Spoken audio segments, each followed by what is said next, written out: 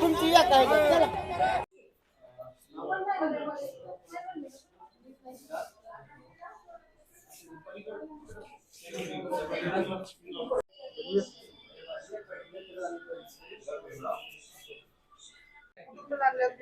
Accident झाला.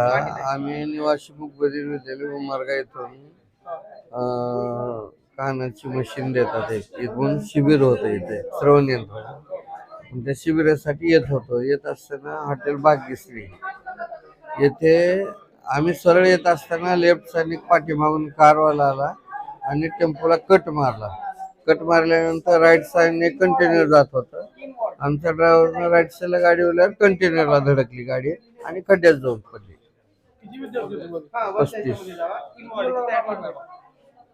5-7 जण जास्त लागला, बाकीच्याला किरकोळ. मुकबधीर निवासी विद्यालय उमरगा. मी तिथे कला शिक्षक आहे, कालिदास भगवान लोकरे. आज सकाळी 9:30 ते 9:45 दरम्यान निवासी मुकबधीर विद्यालय उमरगा येथील जवळपास 35 विद्यार्थी घेऊन आयशर नावाचं वाहन ड्रायव्हरसहित आणि काही कर्मचाऱ्यांसहित आपल्या शासकीय वैद्यकीय महाविद्यालय रुग्णालय येथे निघाला होता.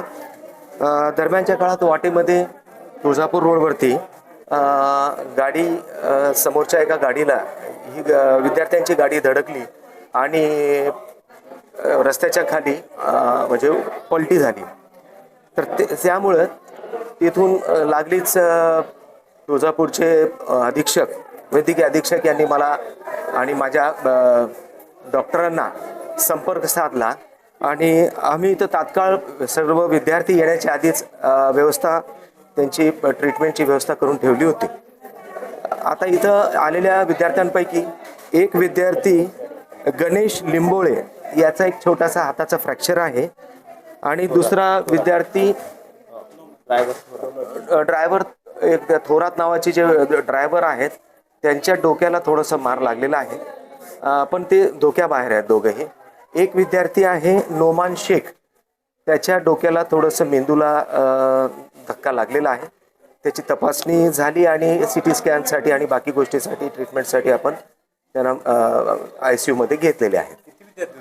टोटल जवळपास 35 विद्यार्थी या वाहनामध्ये होते. त्यापैकी 3 व्यक्तींना म्हणजे 2 विद्यार्थी आणि एक ड्रायव्हर यांना सोडलं तर बाकी सर्व काही धोक्याबाहेर आहेत आणि त्यांना म्हणजे आज दुपारपर्यंत सुट्टी पण होऊन जाईल.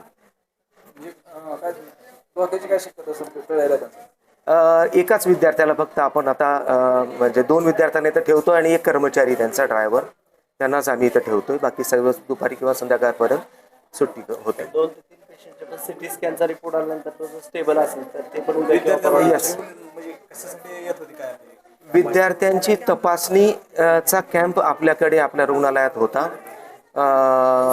त्या कॅम्पसाठीच विद्यार्थी येत होते, परंतु ही दुर्दैवी घटना वाटेत घडल्यामुळे तो कॅम्पच्या ऐवजी त्यांना इकडं जे उपचार द्यावा लागला.